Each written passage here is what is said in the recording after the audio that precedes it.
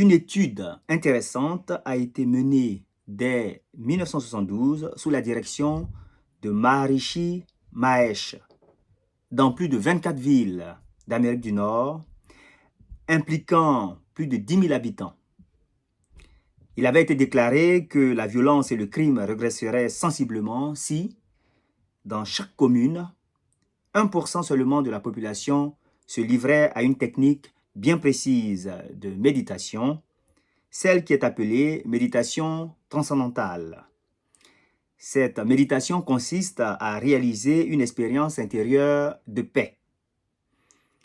Maharishi partait du principe que cette paix intérieure que les participants produisaient en eux-mêmes dans la méditation se refléterait forcément aussi dans l'environnement. Les résultats furent plus qu'impressionnants. Bien qu'1% seulement de la population eût pris part à cette étude, le changement était nettement mesurable. Tant que la méditation dura, les délits régressèrent notablement. Il y eut moins de cambriolages, moins de vols, moins de violences et même moins d'accidents. Même les services d'urgence des hôpitaux furent moins sollicités. Et cela, pas seulement dans une ville. Non, ce résultat fut constaté dans 24 villes.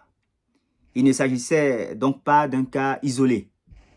Bien que les résultats ne puissent être expliqués scientifiquement, ils ne pouvaient être niés. Ce phénomène est, depuis lors, qualifié d'effet Maharishi.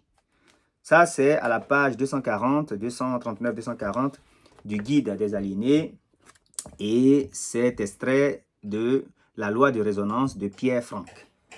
Alors, ce qu'on voit ici, qui est appelé effet Maharishi, et nous remercions, je remercie ce monsieur, ce yogi d'avoir fait cette expérience, c'est ce qu'on appelle ailleurs la loi de la croyance, la loi de l'attraction. Charles Haanel, l'auteur de La clé de la maîtrise, dit que la pensée se corrèle à son objet. C'est-à-dire votre état intérieur, vos croyances, votre état émotionnel, trouve toujours son expression d'une façon ou d'une autre dans l'environnement extérieur.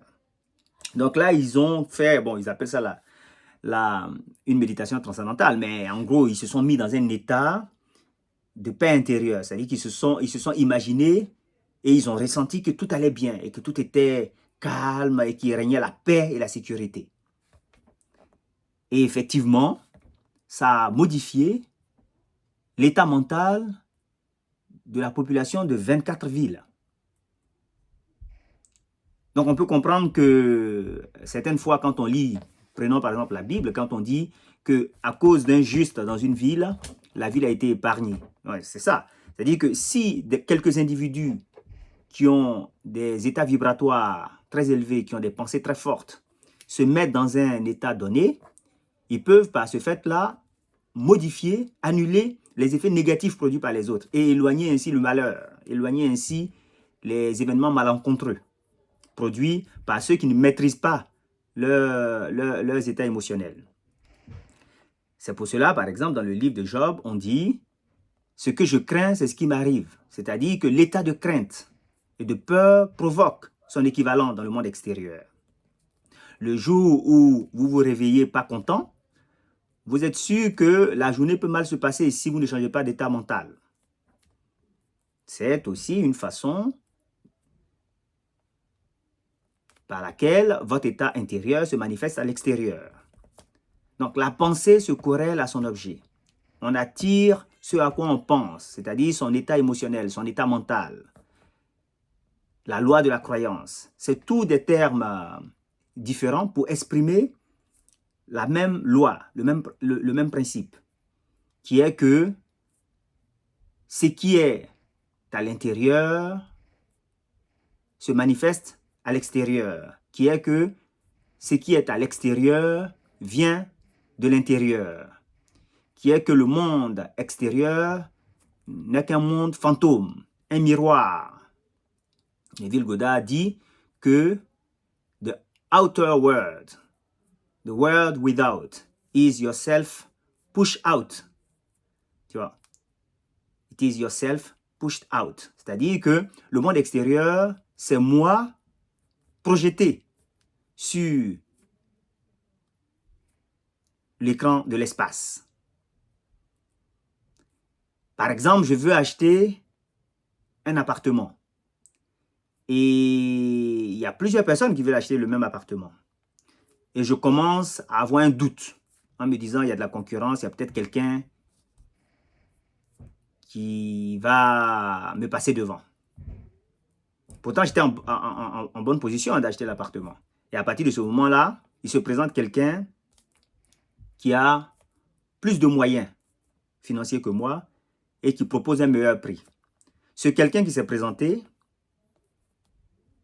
je l'ai manifesté par mon doute.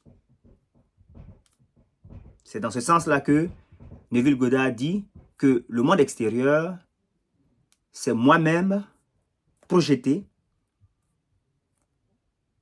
sur l'écran de l'espace. Donc voilà, ça c'est l'effet Maharishi qui est une façon qui est une manifestation de la loi de la croyance, de la loi de l'attraction, et qui montre que un état intérieur produit ses effets dans le monde extérieur.